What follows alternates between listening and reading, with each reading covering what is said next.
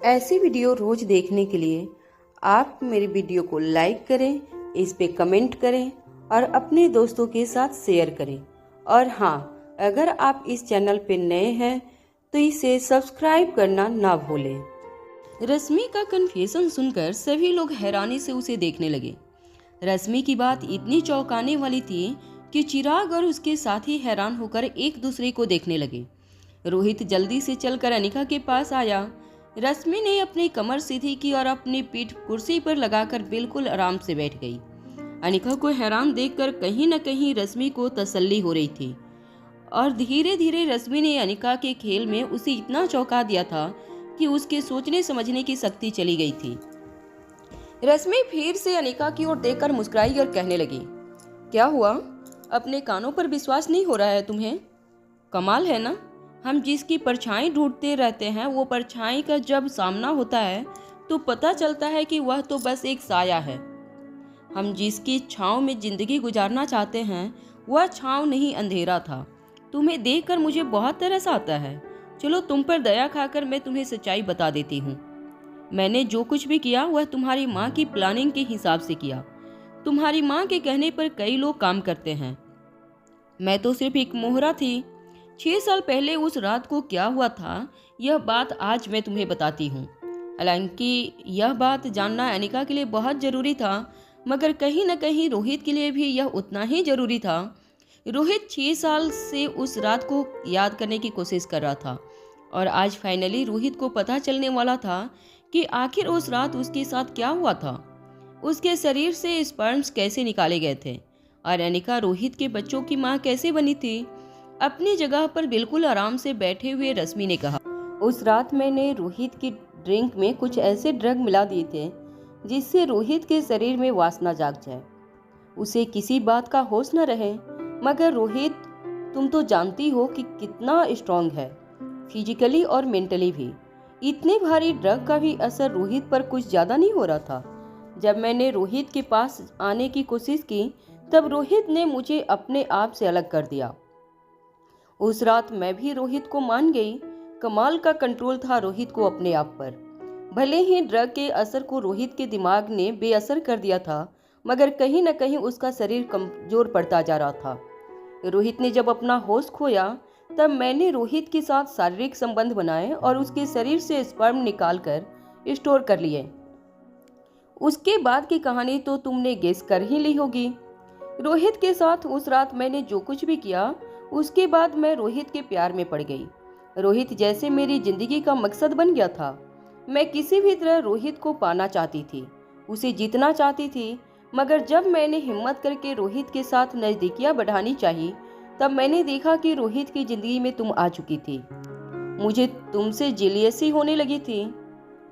मैं किसी भी तरह रोहित को तुम्हारे साथ नहीं देख सकती थी। मैं रोहित को अपनाना चाहती थी और मैं अब तक जो कुछ भी किया वह बस रोहित का प्यार पाने के लिए किया।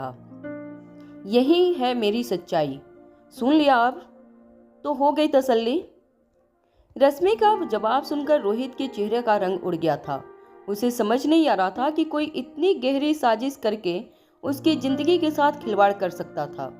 यह बात रश्मि ने चिराग और उसके आदमियों के सामने कही थी। चिराग ने अपने आदमियों की ओर नजर उठाकर देखा। सभी लोगों ने अपनी नजरें झुका ली। वह सब जानते थे कि चिराग इशारे से उन्हें क्या कहना चाहता था। उसने बिना कुछ कहे उन लोगों से यह कह दिया था कि यह बातें 4 दीवारी के बाहर कहीं नहीं जानी चाहिए, और अगर ऐसा हुआ तो बात फैलाने वाले की मौत पक्की थी। जब सभी लोग रश्मि की बात सुनकर हैरान परेशान हो चुके थे, अनिका ने अपने दोनों हाथ कमर पर रखकर कुछ सोच रही थी। रश्मि ने अनिका को सोचते हुए देखकर पूछा, क्या हुआ? अब क्या ये सोच रही हो कि आखिर तुम्हारी माँ के बारे में तुमने जो कुछ भी सोचा था वह उससे भी कहीं ज्यादा खतरनाक निकली? वैसे तुम भी अपनी माँ से कोई कम खतरनाक नहीं हो। तुम्हारे आने के बाद दिल्ली में फिर से वही हंगामा हुआ जो तुम्हारी माँ ने सालों पहले किया था। लोगों की जिंदगियां बर्बाद कर दी है तुमने। तुम्हारी वजह से लोग रोहित मारवा के दुश्मन बन गए हैं।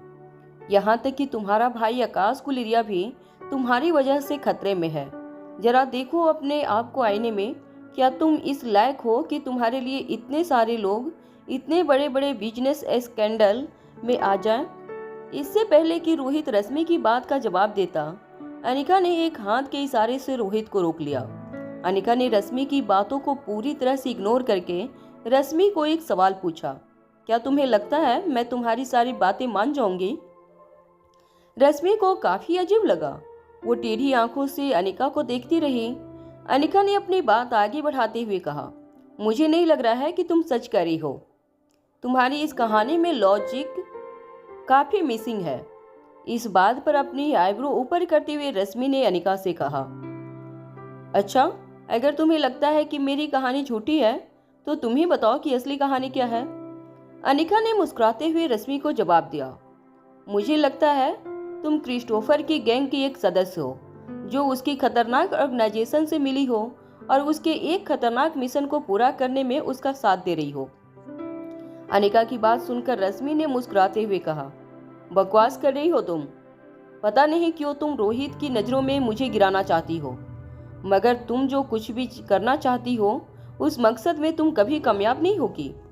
तभी अनिका ने फिर से धीमी आवाज में रश्मि से कहा, लगता है तुम ऐसे नहीं मानोगी।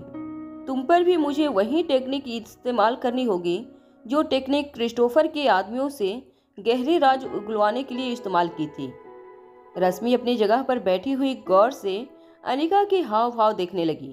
अनिका ने अपनी नजरें उठाकर रश्मि की आंखों में आंखें डालकर देखा और फिर रश्मि के बिल्कुल करीब जाकर उसकी कानों में धीमी आवाज में कहा, तुम मेरा नाम इस्तेमाल करके डिपार्टमेंट के लोगों को बेवकूफ बना सकती हो, मगर मेरे सामने मेरे नाम का इस्तेमाल करके मुझे बेवकूफ नहीं बना सकती।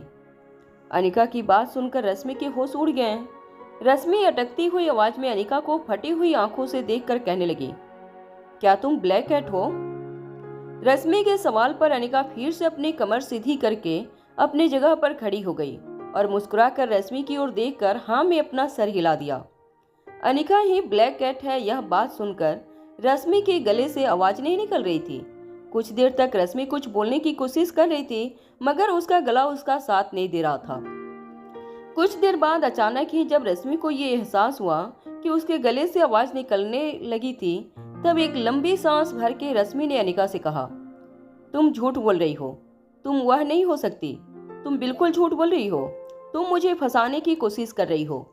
रश्मि इसे झुठला जरूर रही थी, मगर वह बार जो उन हर चीजों को याद करने की कोशिश कर रही थी जब जब डिपार्टमेंट में रश्मि का सामना अनिका से हुआ था, जब डिपार्टमेंट के सारे लोग यह मान चुके थे कि ब्लैक कैट उसकी खास दोस्त है, तब अनिका के चेहरे पर किसी भी तरह की हैरानी नजर नहीं आ रही थी। अनिका की आंखों में हमेशा ही रश्मि को अपना झूठ नजर आता था। जब वह कॉन्फ्रेंस रूम से बाहर निकली थी तब भी अनिका बड़ी कॉन्फिडेंट थी कि उसने जिसके साथ अंदर बात की थी वह ब्लैक कैट नहीं थी।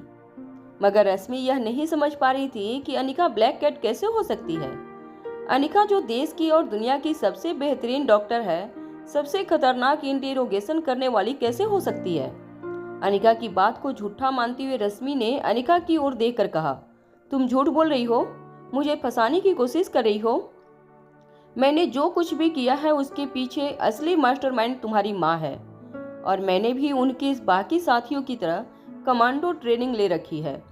तुम्हें क्या लगता है तुम्हारी कुछ लातों और घुस्सों से मैं पिघल जाऊंगी? चाहे तो जितना जोर है तुम्हारे शरीर के अंदर वो आजमा कर देख लो, मैं नहीं झुकने वाली। रश्मि की बात सुनने के बाद अनिका मन ही मन मुस्कुराने लगी। उसने अपनी जेब से 2 ग्लव्स निकाले और ग्लव्स पहनते हुए रश्मि से कहा, क्या तुम जानती हो वह क्रिस्टोफर का आदमी जो काफी खतरनाक और खूंखार लग रहा था, उसने मेरे सामने अपना कन्फेशन देने में कितना वक्त लिया था? अनिका की बात का जवाब देते हुए रश्मि ने कहा, मगर यहाँ पर तुम अपना जोर आजमा कर वक्त गंवा रही हो। अनिका ने भी दूसरा ग्लव्स अपने लेफ्ट हैंड में पहनते हुए जवाब दिया, टाइम वेस्ट करना तो मुझे भी बिल्कुल पसंद नहीं। चलो, अगर तुम जवाब नहीं देना चाहती हो तो मैं भी तुम्हें बता देती हूँ। क्रिस्टोफर के उस खतरनाक और खूंखार आदमी ने अपना कन्फेशन देने में सिर्फ 5 मिनट लगाए थे।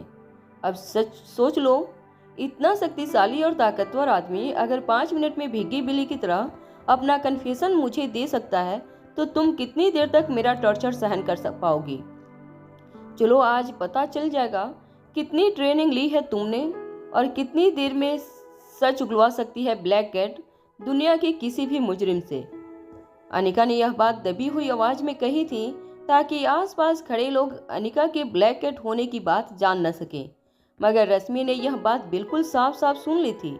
मगर रश्मि यह बात सुनकर कुछ पल के लिए सांस लेना भूल गई थी। बस वह फटी हुई आंखों से अनिका को देखती रही। कुछ पलों के लिए उसे अनिका की बात पर विश्वास नहीं हो रहा था। वह मन ही मन अनिका की इस बात को झूठ समझने लगी थी। मगर तभी अचानक उसे याद आया कि किस तरह क्रिस्टोफर का वह खतरनाक गैंगस्टर इंटेरोगेशन रूम में अनिका के नाम से कांप रहा था।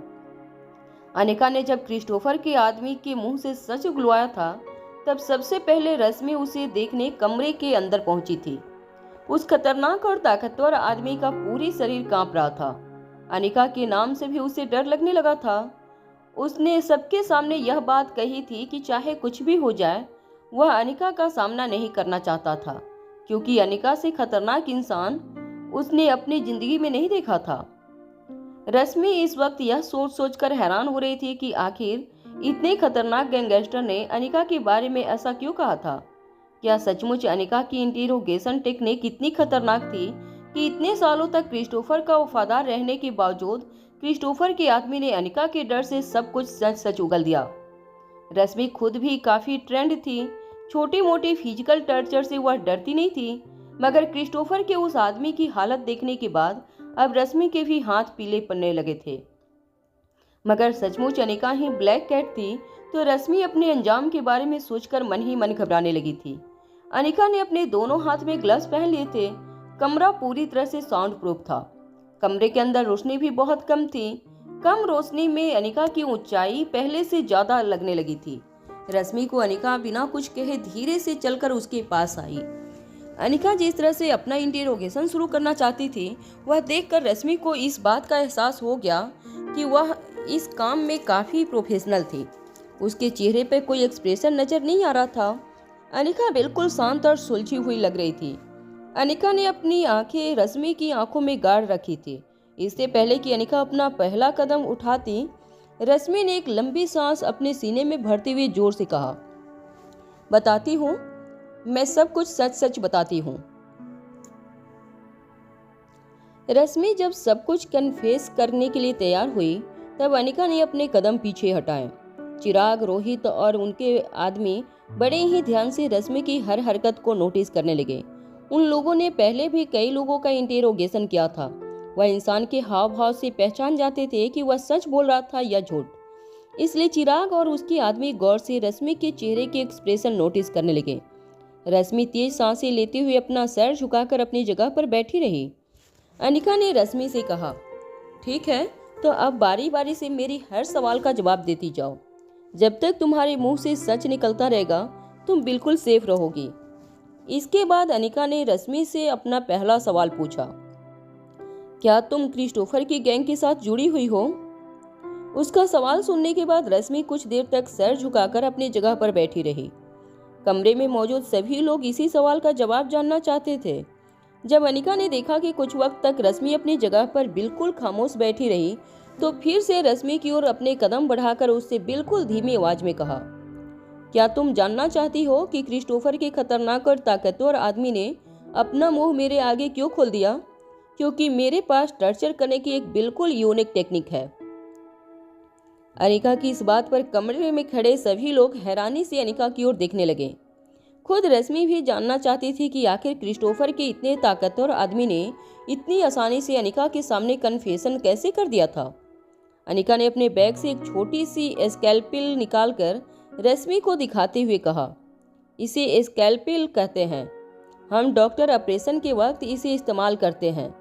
इसके जरिए मैंने क्रिस्टोफर के उस आदमी की चमड़ी पर एक बिल्कुल पतली सी कट लगाई और एक एक करके बिना एनेस्थेसिया के उसकी चमड़ी की परत उतारने लगी। कुछ ही देर में उस आदमी की हिम्मत जवाब दे गई और उसने अपना कन्फेशन मुझे दे दिया। वैसे दिखने में वो काफी ताकतवर और खूंखार था। तुम तो नाजुक सी लड़की लगती हो। देखते हैं इस टेक्निक का तुम पर क्या असर होता है। वैसे इसके अलावा भी कई इंटरेस्टिंग टेक्निक्स है मेरे पास। जब अनिका की वह स्कैल्पेल रश्मि के चेहरे पर लगाई, तो अचानक रश्मि चिल्लाकर बोली, क्रिस्टोफर मेरा भाई है। रश्मि का कन्फेशन सुनकर खुद अनिका भी हैरान रह गई। चिराग और रोहित हैरान होकर एक दूसरे को देखने लगे। अनिका यह बात अच्छी तरह जानती थी कि रश्मि क्रिस्टोफर की गैंग की थी, मगर वह नहीं जानती थी कि रश्मि और क्रिस्टोफर का इतना गहरा रिश्ता था। मगर रश्मि की बात काफी हैरान करने वाली थी।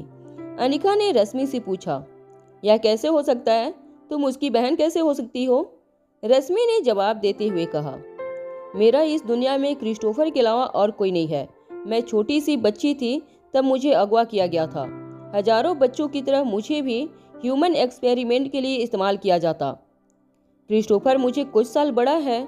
अचानक सारे बच्चों की भीड़ में क्रिस्टोफर की नज़र मुझ पर पड़ी। क्रिस्टोफर ने अपने पापा और अपने आदमियों से कहकर मुझे बचा लिया। क्रिस्टोफर मुझे अपनी बहन मानता है, और इतना याद रखना कि अगर मुझे यहाँ कुछ भी हुआ तो क्रिस्टोफर तुम्हें छोड़ेगा नहीं। उसकी ताकत के बारे में तो तुम अच्छी तरह जानती ही हो। अनिका ने अपनी स्कैल्पेल फिर से अपने बैग में रखते हुए रश्मि से पूछा, 6 साल पहले मेरी प्रेगनेंसी क्या तुमने ही प्लान की थी? क्या यह पूरी की पूरी साजिश तुम्हारी थी?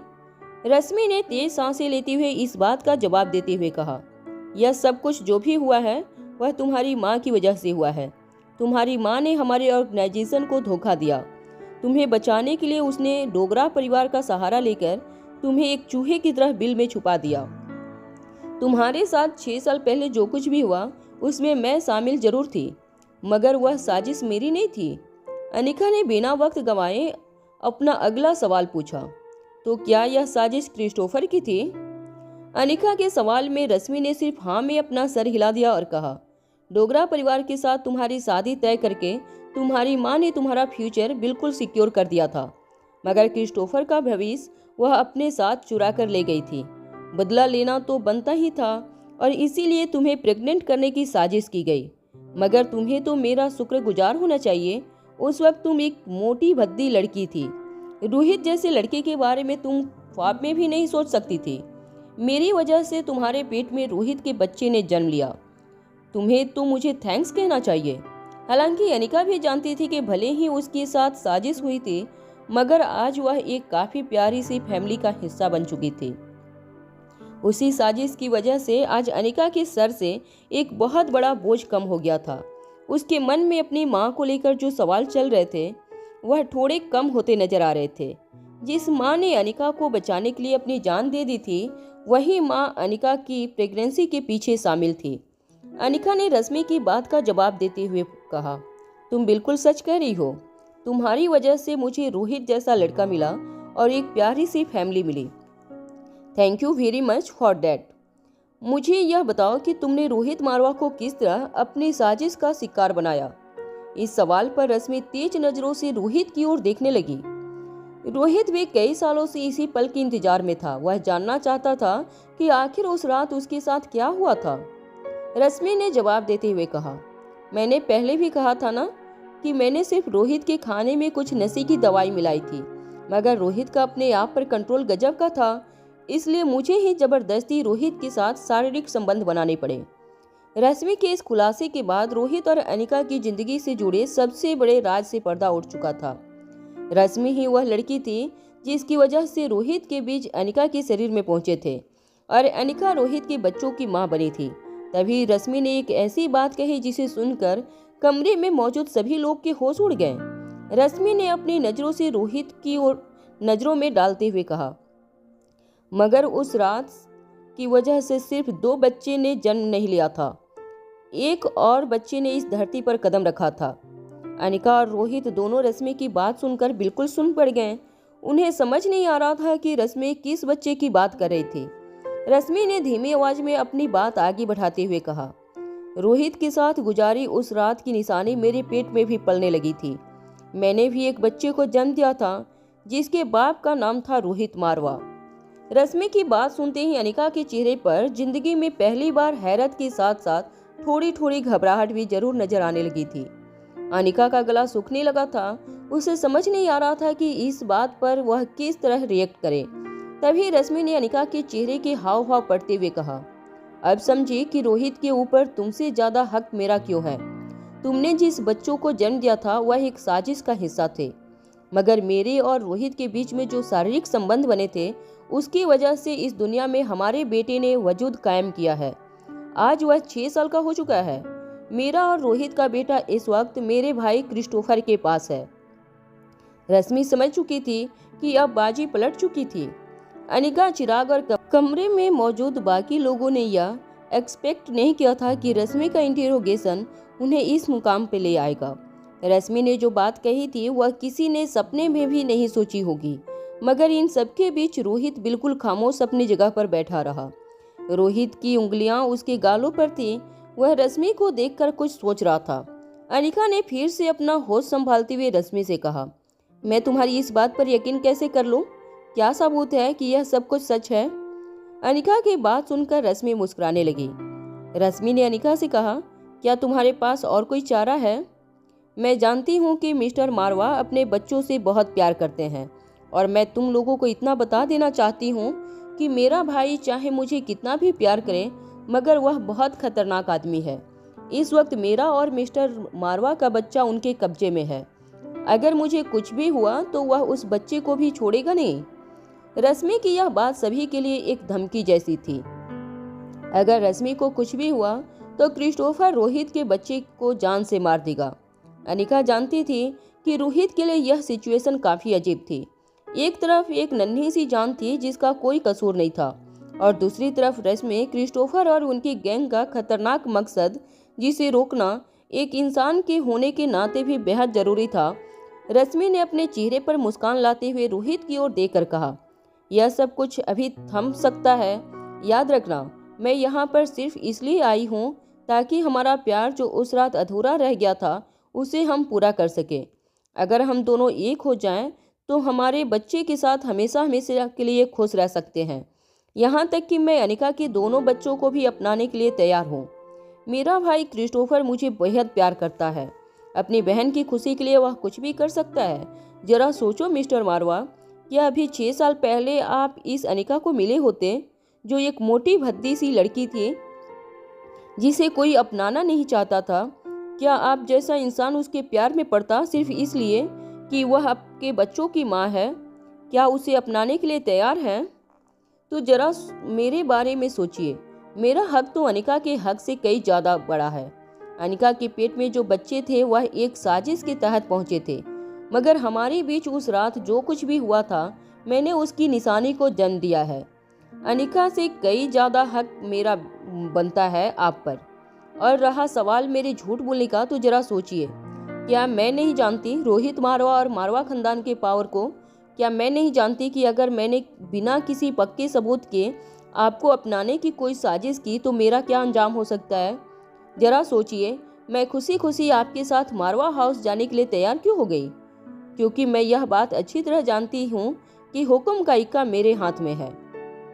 आज अगर यहाँ मुझे कोई चोट पहुँची तो वहाँ मेरा भाई वही चोट आपके बच्चे को पहुँचाएगा, और मैं जानती हूँ कि आप यह कभी बर्दाश्त नहीं कर पाएंगे। यह बात सुनते ही रोहित अपनी जगह से खड़ा हो गया। रोहित अपनी आंखें झुकाकर कहने लगा, ऐसा मत करना। तुम जो भी चाहती हो वह तुम्हें मिल जाएगा, मगर उस बच्चे ने किसी का क्या बिगाड़ा है? चाहे कुछ भी हो जाए, बच्चे को कुछ नहीं होना चाहिए। अगर तुम कहो तो मैं तुम्हारे भाई के सामने हाथ जोड़कर माफ़ी मांगने के लिए तैयार हूँ। और फिर तुम लोगों की दुश्मनी तो अनिका की माँ के साथ है। मैंने या मेरे बच्चे ने किसी का क्या बिगाड़ा है? चिराग और रोहित के आदमियों ने जिंदगी में पहली बार रोहित को इस तरह किसी के आगे घुटने टेकते हुए देखा था। रोहित हमेशा ही लोगों पर ऑर्डर चलाता था। ऐसा नहीं था कि रोहित किसी के साथ जबरदस्ती करता था, मगर उसके बात करने का तरीका काफ़ी पावरफुल था। लेकिन आज पहली बार रोहित के मुंह से ऐसी बातें सुनकर खुद चिराग भी हैरान था। इससे पहले कि चिराग रोहित के पास आकर उससे कुछ कहता, रोहित ने अपना झुका हुआ सर उठाया और रश्मि की आंखों में आंखें डालकर कहने लगा, तुमने यही एक्सपेक्ट किया होगा ना कि तुम्हारी बात सुनने के बाद मैं तुम्हारे साथ इस तरह की बातें करूंगा, मगर जो सपना तूने देखा है वह कभी पूरा नहीं होगा। रोहित की बात सुनते ही रश्मि खुद हैरान होकर रोहित को देखने लगी। रोहित ने अपनी बात आगे बढ़ाते हुए कहा, तुम्हें क्या लगता है तुम इतनी अच्छी तरह से कहानी सुनाओगी तो मैं तुम्हारी कहानी पर विश्वास कर लूंगा? उस रात हमारे बीच क्या हुआ था वह मुझे अच्छी तरह याद है। रोहित की आवाज काफी कड़क थी। रोहित ने जिस तरह से रश्मि की बात को झुटलाया था, वह सुनकर चिराग को यकीन हो गया था कि रश्मि ने अभी अभी जो कुछ भी कहा था वह सब कुछ झूठ था। अपने दोनों हाथ अपने जेब में डालते हुए रोहित अनिका के पास गया और अपनी नजरें रश्मि पर बनाते हुए रोहित ने अनिका से कहा, ब्लैक कैट, माफ करना, मगर तुम्हें मेरे लिए थोड़ी सी तकलीफ उठानी होगी। अनिका रोहित का इशारा समझ गई थी। रश्मि हैरान होकर रोहित के सामने देखने लगी। अनिका अपने बैग से अपने औजार निकालने लगी। रश्मि रोहित की ओर देखकर कहने लगी, यह आप क्या कर रहे हैं मिस्टर मारवा? मैंने अभी अभी जो कुछ भी कहा है वह सब कुछ सच है। रोहित ने रश्मि की बात को काटते हुए कहा, तुमने बहुत बेहतरीन अंदाज से अपनी कहानी सुनाई। यहाँ खड़े सभी लोगों को शायद तुम्हारी कहानी सच भी लगी, मगर सच्चाई मैं अच्छी तरह जानता हूँ। हम दोनों के बीच कोई संबंध नहीं बने थे।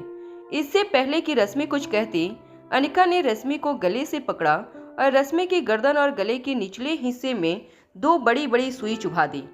अनिका एक्यूपंक्चर के सारे पॉइंट्स बहुत अच्छी तरह जानती थी।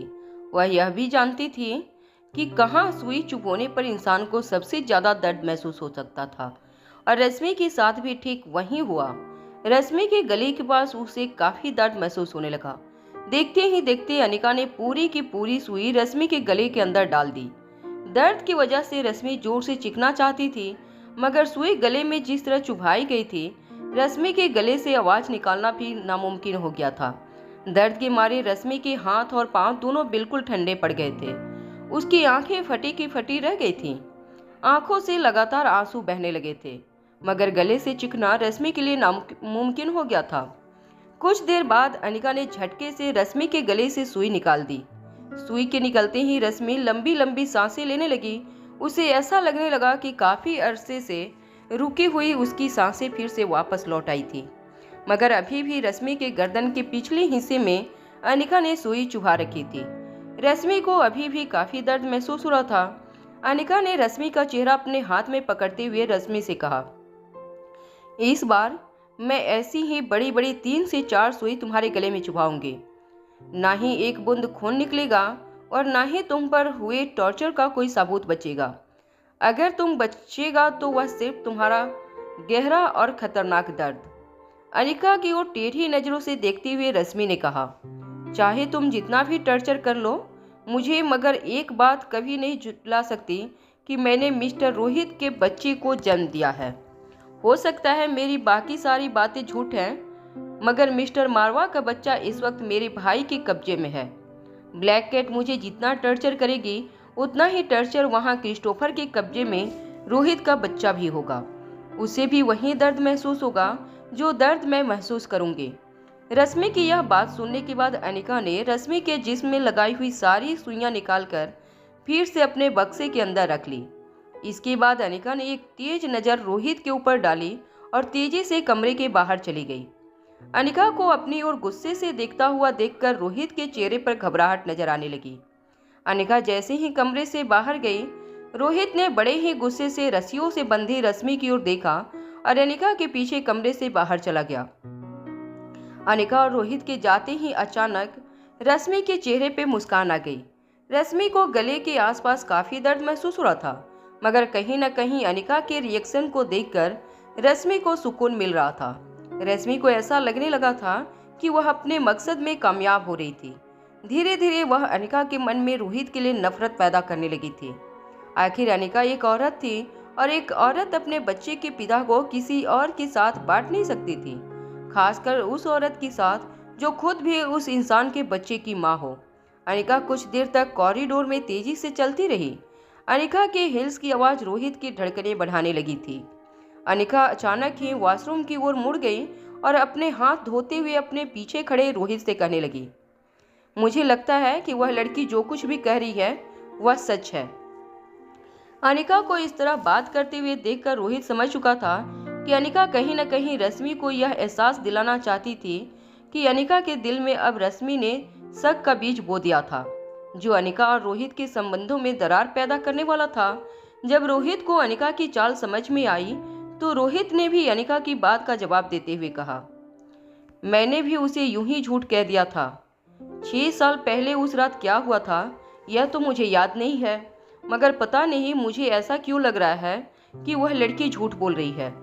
इसके बाद अनिका ने टॉवेल से अपना हाथ पोंछते हुए रोहित की ओर देखा और कहा, जब मैंने उसके गले में सुई चुभाई थी तब मैंने उसके चेहरे के हाव भाव अच्छी तरह देखे थे। सुइयां निकालने के बाद उसने जो कुछ भी कहा वह भी मैंने अच्छी तरह नोटिस किया था। मुझे नहीं लगता कि वह लड़की पूरी तरह से झूठ बोल रही है।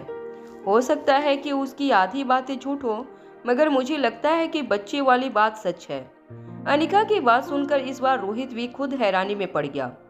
रोहित ने अटकती हुई आवाज में अनिका से पूछा, तो क्या इसका मतलब यह है कि इस वक्त मेरा बेटा क्रिस्टोफर के कब्जे में है? रोहित के मुंह से अपने बेटे की बात सुनकर अनिका को बिल्कुल अजीब नहीं लग रहा था, क्योंकि चाहे वह बच्चा रोहित और रश्मि का ही क्यों न हो, मगर वह एक 6 साल का मासूम बच्चा था और अनिका किसी भी हालत में उस बच्चे को तकलीफ में नहीं देख सकती थी। अनिका के चेहरे पर अब टेंशन साफ नजर आने लगा था। रोहित ने अनिका से पूछा, क्या सोच रही हो तुम? अनिका ने जवाब देते हुए कहा, मुझे लगता है कि यह लड़की रश्मि के शरीर में कहीं न कहीं ट्रैकिंग डिवाइस मौजूद है, जिससे क्रिस्टोफर उसकी हर हरकत पर नजर रख सकता है। अगर रश्मि ने सारी बातें सच सच बताई है तो सचमुच वह हैवान नन्हे से बच्चे को भी वही तकलीफ पहुंचाएगा जो हम यहाँ रश्मि को पहुंचाएंगे, और एक छोटा सा बच्चा इतना दर्द बर्दाश्त नहीं कर सकता। रोहित को अनिका की बातों पर काफी हैरानी हो रही थी। रोहित मन ही मन यह सोचने लगा कि क्या अनिका जिस बात की टेंशन ले रही थी क्या वह सच भी थी या नहीं। अनिका को जिस 6 साल के बच्चे की फिक्र हो रही थी वह बच्चा सचमुच वजूद में था भी या नहीं। अनिका किसी भी तरह का रिस्क नहीं लेना चाहती थी। वह अब रश्मि पर किसी तरह का टॉर्चर करके बच्चे की जान को खतरे में नहीं डालना चाहती थी। अनिका के चेहरे को देखकर रोहित समझ चुका था कि अब आगे जो भी करना था वह रोहित को ही मैनेज करना था। अनिका कॉरिडोर से निकलकर अपने घर वापस जाने के लिए मारवा हाउस से निकलने लगी। तभी अचानक रोहित ने अनिका को रोककर पूछा, क्या तुम मुझसे नाराज हो? अनिका अपनी जगह रुक गई। अनिका ने मुड़कर रोहित को नहीं देखा और ना ही उसकी बात का जवाब दिया। रोहित ने अपने कदम आगे बढ़ाए। अनिका की बिल्कुल पास आकर धीमी आवाज में उसने उससे कहा, मेरा विश्वास करो, जो कुछ भी हुआ है उसके बारे में मुझे कुछ नहीं पता। अनिका ने इस बार मुड़कर रोहित की आंखों में आंखें डालकर कहा, मुझे तुम पर विश्वास है। अनिका उस तरह की लड़की नहीं थी जो हर बात पर अपने पार्टनर पर शक करे। अनिका को जब रोहित से प्यार नहीं था तब उसे रोहित की किसी भी हरकत पर ना ही शक होता था और ना ही उसका रोहित के साथ किसी भी तरह का इमोशनल कांटेक्ट था। मगर जब अनिका ने रोहित के साथ अपनी रिलेशनशिप एक्सेप्ट कर ली थी उसके बाद उसे अपने पार्टनर पर पूरा भरोसा था। अनिका अच्छी तरह जानती थी कि हर रिलेशनशिप की जड़ उसकी मजबूती उस रिलेशनशिप में एक दूसरे पर रखे गए विश्वास पर होती थी। जब अनिका रोहित से प्यार नहीं करती थी तब अनिका ने अपनी असलियत रोहित को कभी नहीं बताई थी, चाहे वह डॉक्टर अमृता की बात हो या एकेडमी की दीदी होने की बात हो या ऐसी कई सारी पर्सनैलिटी जो अनिका के अंदर शामिल थी। मगर रोहित के साथ रिलेशनशिप में आने के बाद उसने अपनी जिंदगी से जुड़ी कोई भी बात रोहित से छुपाने की कोशिश नहीं की थी और वह जानती थी कि रोहित भी उससे कोई बात नहीं छुपाएगा। अनिका के जाने के बाद अचानक ही रोहित के चेहरे के हाव भाव पूरी तरह से बदल गए। रोहित के चेहरे पर अब काफी गुस्सा नजर आ रहा था। उसके गाल और उसका माथा गुस्से से लाल हो चुके थे। रोहित तेज कदमों से फिर से बेसमेंट की ओर जाने लगा। जैसे ही रोहित बेसमेंट के कमरे में दाखिल हुआ, रोहित सीधा रश्मि के पास गया और इससे पहले कि रश्मि कुछ बोले या कोई हरकत करे, रश्मि के गाल पर एक जोरदार थप्पड़ मारा। रोहित की आंखों में रश्मि ने जुनून पढ़ लिया था। भले ही कमरे में काफी अंधेरा था, मगर रोहित की आंखों में अपने लिए नफरत रश्मि को साफ नजर आने लगी थी। ऐसा लग रहा था कि किसी भी वक्त रोहित आगे बढ़कर रश्मि के जिस्म से उसकी जान निकालेगा। रोहित ने दबी हुई मगर गहरी आवाज में रश्मि से पूछा, वह बच्चा कहाँ है? रश्मि के होठों के पास से खून बहने लगा था, मगर फिर भी रश्मि को एक बात का कॉन्फिडेंस था कि जब तक वह बच्चा क्रिस्टोफर के कब्जे में था, रोहित उसका कुछ नहीं बिगाड़ सकता है। रश्मि ने मुस्कुराते हुए रोहित की ओर देखा और कहा, क्या तुम्हें लगता है कि मैं इतनी आसानी से उस बच्चे को तुम्हारे हवाले कर दूंगी? वह बच्चा बस एक ही जरिया था रश्मि को रोहित की गिरफ्त से बचाकर रखने का। उस बच्चे के बारे में अगर रोहित को या उसके किसी आदमी को पता लग जाए तो रश्मि की मौत पक्की थी। यह बात रश्मि भी अच्छी तरह से जानती थी। रश्मि ने अपनी बात आगे बढ़ाते हुए रोहित से कहा, मैंने तुमसे पहले भी कहा था और अभी भी यही कह रही हूँ कि वह बच्चा मेरे भाई क्रिस्टोफर के कब्जे में है। यह बात सुनते ही रश्मि को एहसास हुआ कि उसके माथे पर किसी ने जोर से वार किया था। अचानक ही उसका गला सिकुड़ने लगा। रश्मि को एहसास हुआ कि कुछ ही पलों में वह जमीन पर गिरी हुई थी। कुछ देर बाद रश्मि के चेहरे पर ठंडे पानी की एक पूरी बाल्टी उलट दी गई। बड़ी मुश्किल से रश्मि सांसें लेने लगी। जब रश्मि तेजी से सांस ले रही थी तब उसे इस बात का एहसास हुआ कि पिछले कुछ घंटों से रश्मि इसी तरह जमीन पर बेहोश पड़ी थी। जब धीरे धीरे रश्मि ने अपनी आंखें खोली तब रश्मि ने देखा कि उसके सामने एक सोफे पर रोहित अपने पांव पर पांव चढ़ाकर बिल्कुल आराम से बैठा था। रोहित के हाथों में एक सिम कार्ड जैसी छोटी सी चीज थी, जिसे रोहित ने ठीक रश्मि की आंखों के सामने जमीन पर फेंका और फिर रश्मि के ठीक पास आकर उस चिप को रोहित ने अपने पांव से के नीचे कुचल दिया। रश्मि का सर रोहित के पांवों के पास था। रश्मि के गले में काफी दर्द महसूस हो रहा था। उसे इस बात का एहसास हुआ कि किसी ने उसका गला दबाकर उसे मारने की कोशिश भी की थी, मगर रश्मि के दोनों हाथ और पांव रस्सियों से बंधे थे, जिसके कारण वह ना तो उठ पा रही थी और ना ही अपने शरीर को सहारा दे पा रही थी। वह बस जमीन पर बेबस लाचार पड़ी रोहित के अगले कदम का इंतजार कर रही थी। रोहित ने अपने दोनों हाथ अपनी जेब में डालकर जमीन पर पड़ी रश्मि की ओर देखकर कहा, वह ट्रैकिंग चिप तुम्हारे शरीर से निकाल ली गई है। उसी चिप के जरिए क्रिस्टोफर तुम्हारी हर हरकत पर नजर रखता था, मगर मैंने उस चिप को बर्बाद कर दिया। अब तुम्हारे साथ क्या हो रहा है, तुम कहाँ हो, किसके साथ हो, यह सारी बातें क्रिस्टोफर तक उसके फरिश्ते भी नहीं पहुंचा सकते। तुम्हें क्या लगता है, अगर तुम मर गई तो क्या मैं अपने बच्चे तक नहीं पहुंच पाऊंगा? रोहित की आंखों में रश्मि ने अपनी मौत पढ़ ली थी। रोहित धीरे धीरे रश्मि के पास आया और उसके बिल्कुल बगल में बैठ गया। रश्मि की सांसें धीरे धीरे थमने लगी थी। रोहित के चेहरे में जमीन पर गिरी रश्मि को अपनी मौत नजर आने लगी थी। रश्मि का खौफ जैसे जैसे बढ़ रहा था, उसकी सांसें धीमी पड़ती जा रही थी। रश्मि के होठों के पास खून का बहाव धीरे धीरे कम होने लगा था। उसकी एक वजह यह भी थी कि रश्मि के शरीर में अचानक ही ब्लड सर्कुलेशन कम होने लगा था। जैसे जैसे रश्मि का डर बढ़ रहा था, रश्मि के बोलने की स्पीड भी बढ़ने लगी थी।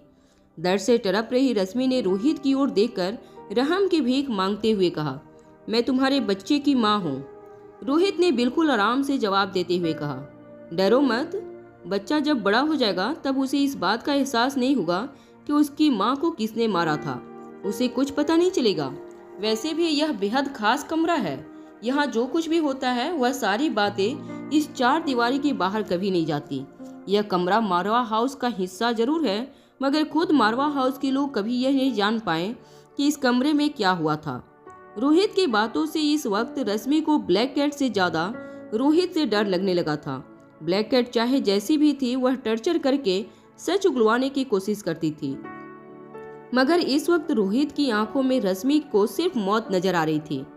रश्मि किसी तरह अपने आप को बचाना चाहती थी, मगर रोहित को देखकर उसे रहम की कोई उम्मीद नहीं नजर आ रही थी। तभी अचानक रोहित ने रश्मि से कहा, वैसे भी अब तक ये बात तो साबित हुई नहीं कि वह बच्चा मेरा है या नहीं, वह बच्चा सचमुच वजूद में है भी या नहीं। फिर मुझे लगता है इस वक्त हमें यह डिस्कशन में वक्त नहीं गंवाना चाहिए। जितनी जल्दी यह काम हो जाएगा, तुम्हें भी अपने शारीरिक दर्द से आज़ादी मिल जाएगी। रोहित ऐसी बात कर रहा था जैसे वह रश्मि का इलाज करने जा रहा था। धीरे धीरे रश्मि का शरीर सुन्न पड़ने लगा था। रश्मि की आंखों से आंसू बहने लगे थे। रश्मि ने रोहित से कहा, मैं सच कह रही हूँ, बिल्कुल सच कह रही हूँ। मैं साबित कर सकती हूँ कि वह बच्चा है और इस वक्त मेरे भाई क्रिस्टोफर के कब्जे में है। मैं झूठ नहीं बोल रही हूँ, मेरा यकीन करो, वह तुम्हारा ही बच्चा है। रश्मि अच्छी तरह से जान चुकी थी कि अगर उसे अपनी जान बचानी थी तो किसी भी तरह उस बच्चे का वजूद रोहित के सामने साबित करना होगा। तभी रोहित के एक आदमी ने आगे बढ़कर अपने गले से टाई निकाली और धीरे से उस टाई का फंदा बनाकर रश्मि के गले में पहना दिया। रश्मि समझ चुकी थी कि उसके साथ अब क्या होने वाला था। वह जल्द से जल्द यह साबित करना चाहती थी कि वह जो कुछ भी कह रही थी वह सब सच था। रश्मि ने रोहित की ओर देखकर कहा, तुम्हारे बच्चे का नाम एलेक्जेंडर है। क्रिस्टोफर ने यह नाम दिया है उसको। रोहित का आदमी फंदा बनाने के बाद रोहित के अगले इशारे का इंतजार करने लगा। बच्चे का नाम सुनने के बाद रोहित गौर से रश्मि को देखने लगा। रोहित की आंखों में रश्मि को अपनी जिंदगी की एक उम्मीद दिखाई दी। अपनी बात आगे बढ़ाते हुए रश्मि ने कहा, मुझे बस तुम्हारा फोन चाहिए। मैं अपने ईमेल अकाउंट में जाकर तुम्हें इस बात का सबूत भी दे सकती हूँ कि एलेक्जेंडर सचमुच है। रश्मि की यह बात सुनने के बाद फिर से रोहित अब गहरी सोच में डूब गया। रोहित ने सिर्फ अपने नजरें उठाकर चिराग की ओर देखा। चिराग रोहित का इशारा समझ चुका था। वह अपना फोन लेकर जमीन पर पड़ी रश्मि के पास गया। धीरे से रश्मि का एक हाथ खोलकर चिराग ने वह फोन रश्मि के हाथ में थमा दिया। रश्मि जानती थी कि इस वक्त वो कोई चालाकी नहीं कर सकती थी, क्योंकि रोहित का आदमी वह फंदा बनाकर बिल्कुल उसके सर के पास बैठा हुआ था। रश्मि ने अपना ईमेल अकाउंट खोलकर एलेक्जेंडर के कुछ वीडियोज डाउनलोड किए और रोहित से कहा, यह देखो, इन वीडियो से तुम्हें साफ पता चलेगा कि एलेक्जेंडर सचमुच वजूद में है। यह सारे वीडियोज असली हैं या नहीं, यह बात तो तुम आसानी से पता कर सकते हो। तुम्हारी कंपनी के लिए मिस्टर वाई काम करते हैं, वह तुम्हें बता देंगे कि यह वीडियोज सच है या फेक। चिराग ने अपना फोन अपने हाथ में लेकर पहले उन वीडियो को देखा। वीडियो में बच्चे का चेहरा देखते ही चिराग के चेहरे का रंग उड़ गया। वह अपनी जगह से उठकर रोहित के पास गया और उसके हाथ में वह फोन थमा दिया।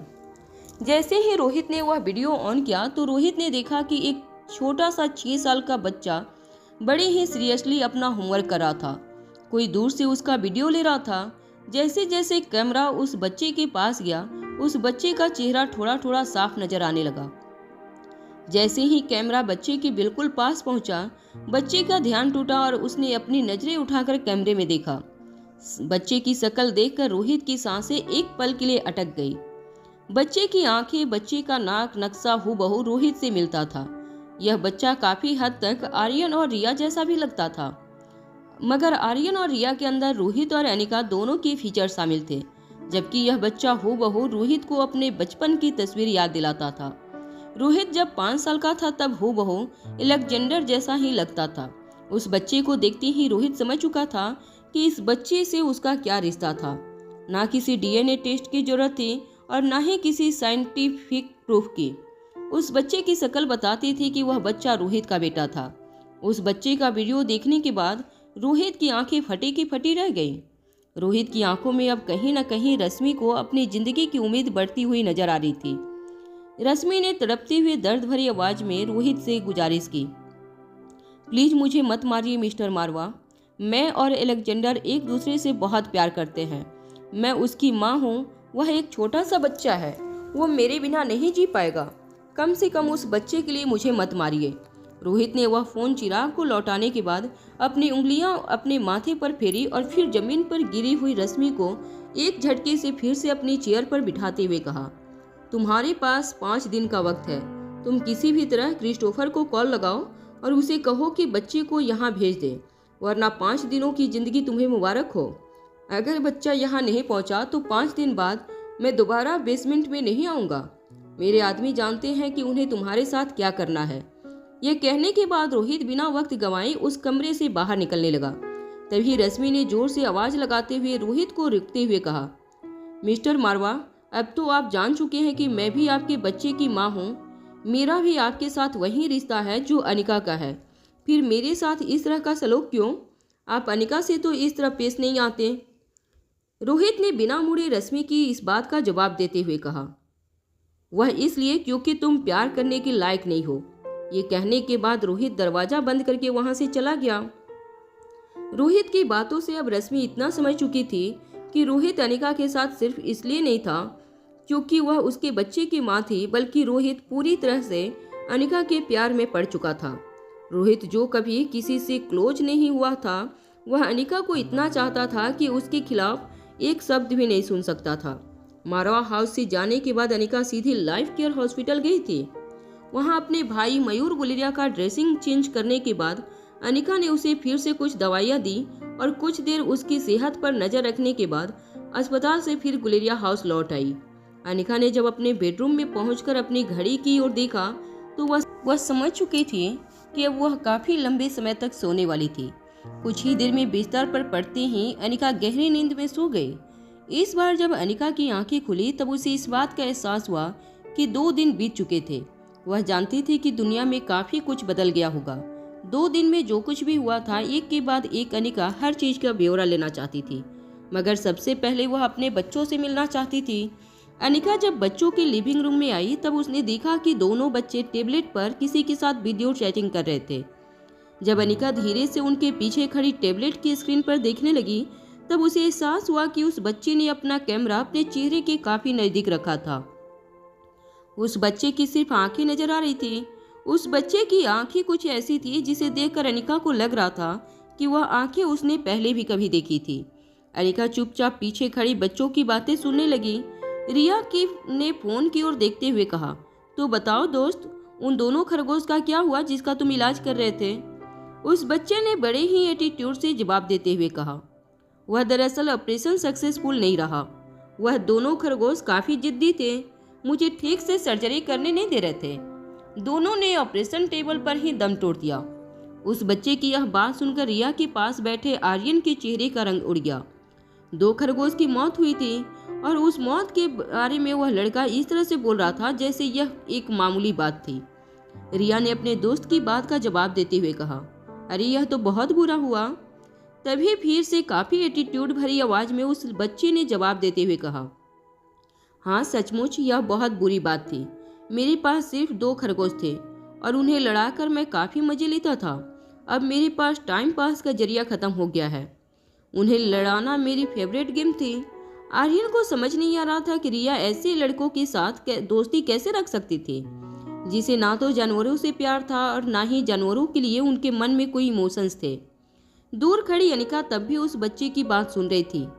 आज तक अनिका को लगता था कि रिया एक नए जमाने की बच्ची थी, थोड़ी सी मुंहफट थी, मगर इस बच्चे के तौर तरीकों को देखकर अनिका को अपनी बिटिया पर कहीं न कहीं प्राउड फीलिंग होने लगी। कम से कम रिया के मन में लोगों के लिए इमोशंस तो थे। उस बच्चे की आवाज से उसकी उम्र का अंदाजा लगाया जा सकता था, मगर उसकी बातें किसी 18-19 साल के शैतानी बच्चे से कम नहीं थी। हैरान आर्यन ने वीडियो कॉन्फ्रेंस में उस बच्चे से बात करते हुए पूछा, क्या तुम्हारे पापा अब तुम्हें डांटेंगे? उस बच्चे ने नन्हे से आर्यन की इस बात का जवाब देते हुए कहा, हाँ माँ बाप सिर्फ बेवकूफ बच्चों को डांट लगाते हैं, होशियार बच्चों को नहीं। उस लड़के की इस बात पर रिया जोर जोर से हंसने लगी। आर्यन को रिया का यह बर्ताव बिल्कुल पसंद नहीं आया। आर्यन ने अपनी बहन की ओर देखकर कहा, क्या इस लड़के की तरह तुम भी मुझे बेवकूफ समझ रही हो? क्या तुम जानती नहीं मुझे मैथ्स में कितने मार्क्स आते हैं? आर्यन के बात का जवाब देते हुए इस लड़के ने कहा, देखो अभी अभी तुम मुझसे इस मामले में भी हार चुके हो।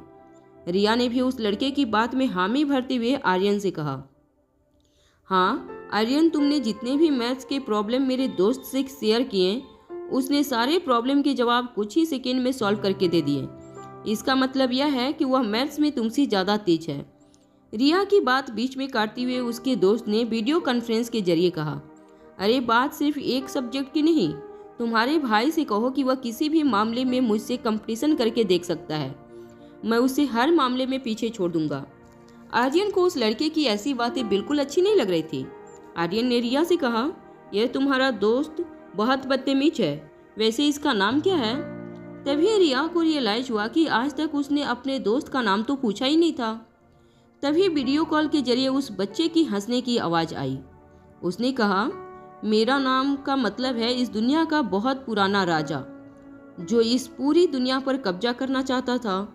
चलो अगर तुम्हारा भाई सच में बड़ा इंटेलिजेंट है तो उसे कहो कि मेरा नाम गेस करे। पीछे खड़ी अनिका भी यह बातें सुनकर कुछ खास खुश नहीं थी। अनिका ने रिया के मुंह से पहले भी इस लड़के के बारे में जिक्र सुना था। वह जानती थी कि इस लड़के की कोई माँ नहीं थी, वह सिर्फ अपने बाप के साथ रहता था। अनिका ने सोचा कि सिचुएशन ज़्यादा बिगड़ जाए, इससे पहले वो दोनों बच्चों के पीछे आई और कैमरे में देखकर उस बच्चे से पूछने लगी, बेटा तुम्हारे पापा कहाँ हैं? क्या वह अब तक घर नहीं आए? अनिका की इस बात पर रिया के दोस्त ने कहा, नहीं वह अब तक घर नहीं आए। मगर क्या आप नहीं जानती कि ऐसे किसी के प्राइवेट कॉल के बीच में बिना बताए आ जाना अच्छे मैनर्स नहीं होते? एक छोटे से बच्चे के मुंह से ऐसी बात सुनकर अनिका भी शॉक हो गई थी। मगर आर्यन को यह बात बिल्कुल अच्छी नहीं लगी थी। आर्यन ने बड़ी ही सख्त आवाज में रिया के दोस्त से कहा, तुम्हें मेरी मम्मी के साथ ऐसी बात नहीं करनी चाहिए। अभी की अभी मेरी मॉम से माफी मांगो। इस बात पर कुछ देर मुस्कुराने के बाद उस लड़के ने कहा, क्या तुम्हें पता है कि इस दुनिया की सबसे बूढ़ी औरत की उम्र 140 साल है। रिया, आर्यन और अनिका तीनों हैरान होकर वीडियो पर उस लड़के की आंखें देखने लगे। उस लड़के ने अपने ही सवाल का जवाब देते हुए कहा, क्योंकि वह औरत कभी किसी के पर्सनल मैटर में टांग नहीं अड़ाती हैं।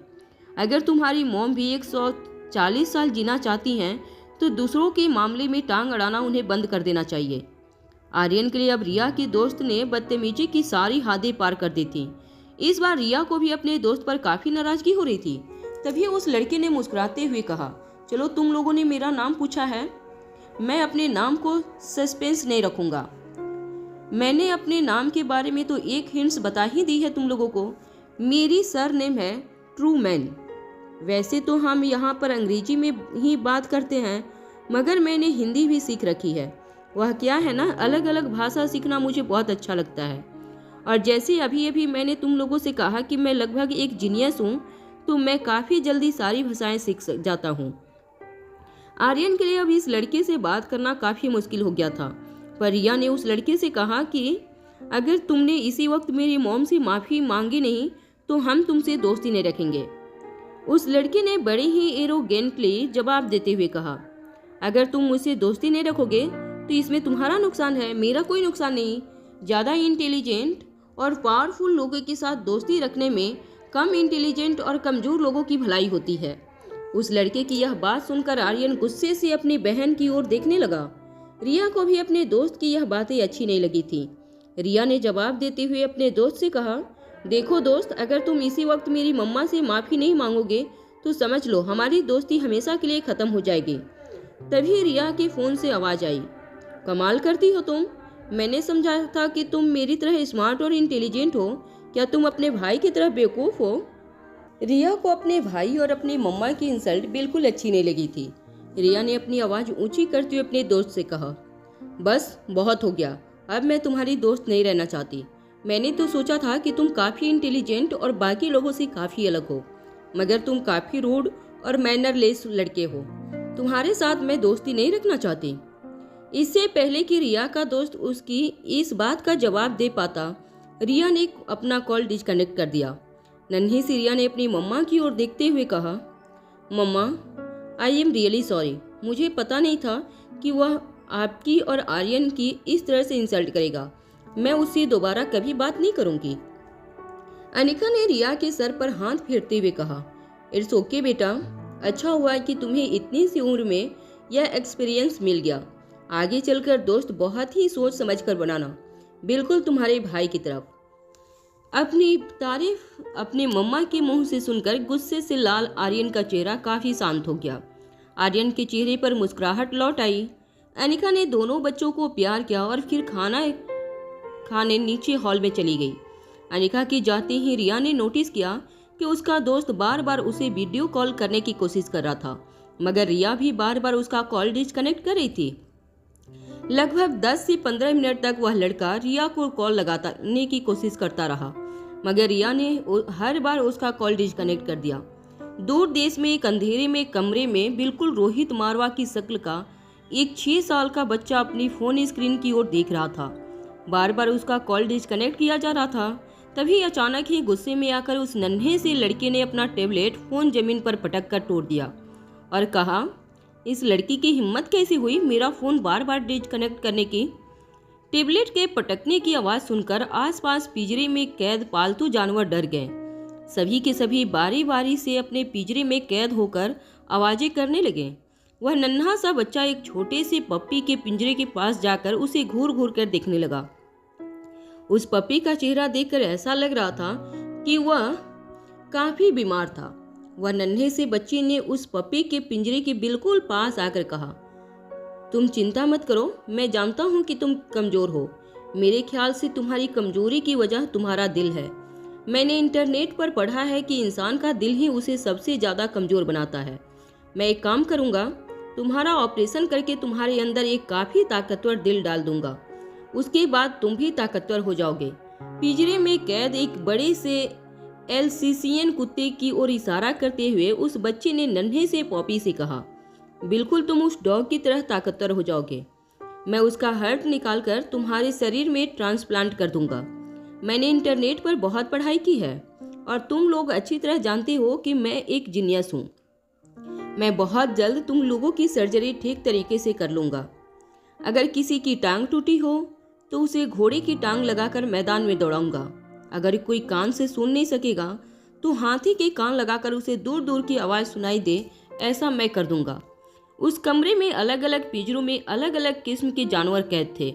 उन सबकी ओर अपनी बाहें फैलाकर उस लड़की ने कहा, मेरे दोस्तों, क्या तुम जानते हो इस दुनिया में सबसे शक्तिशाली सर्जन कौन है? उस औरत का नाम है डॉक्टर अमृता। मैं बहुत जल्द डॉक्टर अमृता से सर्जरी करना सीख जाऊंगा और उसके बाद हमेशा के लिए तुम लोगों के लिए मसीहा बनकर तुम लोगों का इलाज करता रहूंगा। मेरे पसंदीदा जानवरों का मिश्रण करके मैं एक अलग जानवर का आविष्कार करूंगा। फिर मैं तुम लोगों की दुनिया का भगवान बन जाऊंगा। जब वह लड़का अपने पिंजरे में कैद दोस्तों के साथ यह सब बातें कर रहा था, तब अचानक दरवाजा खोलकर एक लंबा सा आदमी अंदर आया। अंधेरे में उसकी शक्ल ठीक से दिखाई नहीं दे रही थी, मगर बच्चा समझ गया था कि उसके सामने खड़ा इंसान उसका बाप था। अपने पापा की ओर देखकर उस बच्चे ने कहा, What happened? Why are you here? उस इंसान ने अंग्रेजी भाषा में जवाब देते हुए कहा, तुम्हारी आंटी को दिल्ली में किसी ने किडनैप कर लिया है और वह लोग चाहते हैं कि तुम वहां पर उनसे मिलने जाओ। तभी वह लोग तुम्हारी आंटी को छोड़ने के लिए तैयार होंगे। क्या तुम दिल्ली जाना चाहोगे, एलेक्जेंडर? कुछ देर सोचने के बाद नन्हे से एलेक्जेंडर ने जवाब देते हुए कहा, नहीं, मुझे यहाँ पर बहुत काम है। मेरे कई बीमार दोस्तों की सर्जरी करना बाकी है। अभी बहुत कुछ पढ़ना भी है मुझे। मेरे पास वक्त नहीं है। आप चाहें तो किसी और को दिल्ली ले जाइए, मैं नहीं आना चाहता। गुलेरिया हाउस के हॉल में डाइनिंग टेबल पर बैठकर अनिका खाना खाते खाते अपने फ़ोन में आए कुछ ज़रूरी ईमेल्स के जवाब एक के बाद एक भेज रही थी। अनिका को पता था कि रोहित ने भी काफ़ी मैसेजेज भेजे थे, मगर अनिका चाहती थी कि पहले वह काम की सारी मैसेज का जवाब दे, उसके बाद वह रोहित के मैसेज पढ़ेगी। लगभग 10 से 15 मिनट तक अनिका अलग अलग ईमेल के जवाब दे रही थी, मगर रोहित भी बार बार अनिका को मैसेज कर रहा था। रोहित ने शायद ये देख लिया था कि अनिका ने रोहित का पहला मैसेज पढ़ लिया था और अब तक जान चुका था कि अनिका जाग गई थी। बाकी लोगों के मैसेजेज का रिप्लाई देने के बाद अनिका ने रोहित के मैसेजेज पढ़ना शुरू किया। हर 30 सेकंड के बाद रोहित ने सिर्फ एक ही मैसेज भेजा था, क्या तुम जाग रही हो? क्या हम बात कर सकते हैं? अनिका को समझ नहीं आ रहा था कि रोहित ऐसा क्यों बिहेव कर रहा था। रोहित कॉलेज जाते हुए लड़के की तरह मैसेज कर रहा था, जो अपनी गर्लफ्रेंड से एक पल के लिए भी दूर नहीं रह सकता था। यह बात सोचकर अचानक ही अनिका के चेहरे पर मुस्कुराहट आ गई। अनिका ने रिप्लाई करते हुए लिखा, हाँ सब सही है, बताओ क्या काम है? अनिका ने मैसेज टाइप करने के बाद एक लंबी सी अंगड़ाई ली। इसी दौरान रोहित ने दोबारा अनिका को रिप्लाई करते हुए मैसेज में लिखा था, मैं तुमसे जरूरी बात करना चाहता हूँ, क्या मैं कॉल कर सकता हूँ? अचानक अनिका को रश्मि के बारे में याद आया। 2 दिन बाद जागने के बाद अनिका रश्मि को लगभग भूल चुकी थी। मयूर गुलेरिया का इलाज और बच्चों से मिलने की जल्दबाजी में अनिका रश्मि के बारे में पूरी तरह से भूल गई थी। अनिका ने सोचा शायद रश्मि को लेकर रोहित कोई जरूरी बात शेयर करना चाहता होगा, इसलिए बजाय इसके कि अनिका रोहित के मैसेज का जवाब देती, अनिका ने खुद रोहित को कॉल लगा दिया। कॉल कनेक्ट होते ही रोहित ने बड़ी धीमी और स्वीट सी आवाज में अनिका से पूछा, क्या तुम्हारी नींद अच्छी रही? रोहित की आवाज सुनकर अनिका को यह अंदाजा लग चुका था कि ऐसी कोई सीरियस बात नहीं थी जो रोहित अनिका के साथ शेयर करना चाहता था। बस रोहित किसी तरह अनिका से बात करने का बहाना ढूंढ रहा था। रोहित को जवाब देते हुए अनिका ने कहा, हाँ नींद तो अच्छी रही, मगर तुम बताओ क्या नई खबर है? मुझे पता है कि 2 दिनों में तो पूरी दुनिया यहाँ से वहाँ हो गई होगी। अब जल्दी से बताओ मैंने क्या मिस किया है? कुछ देर फोन पर खामोश रहने के बाद रोहित ने अनिका से कहा, क्या तुम्हें याद है कि तुम्हारी डिलीवरी किसने की थी? रोहित के सवाल पर अनिका भी कुछ देर हैरान रह गई। अनिका ने जब याद करने की कोशिश की तब उसे इस बात का एहसास हुआ कि उसकी प्रेगनेंसी के दौरान गौतम गुलेरिया ने उसे गुलेरिया हाउस में लगभग कैद करके रखा था। ना तो वह कहीं बाहर गई थी और ना ही कोई उससे मिलने आता था। पूरी प्रेगनेंसी के दौरान वह न किसी डॉक्टर के पास रूटीन चेकअप के लिए गई थी और ना ही कभी हॉस्पिटल गई थी। उसे सिर्फ इतना याद था कि डिलीवरी के लिए उसे एक छोटे से क्लिनिक में ले जाया गया था। बेहोश होने से पहले अनिका को जब लेबर पेन शुरू हुआ तब उसे एक छोटे क्लिनिक के छोटे से कमरे में लिटाया गया था। उसके बाद क्या हुआ, अनिका को उसके बारे में ज़्यादा कुछ याद नहीं था। डिलीवरी की बातें याद करते ही अनिका को वह पल याद आता जब एक कंबल डाले आदमी ने अनिका के हाथों से आर्यन को चुरा लिया था। तभी अनिका ने किसी तरह रिया को बचा लिया था, मगर वह उस आदमी के ताकतवर हाथों से आर्यन को नहीं बचा पाई थी।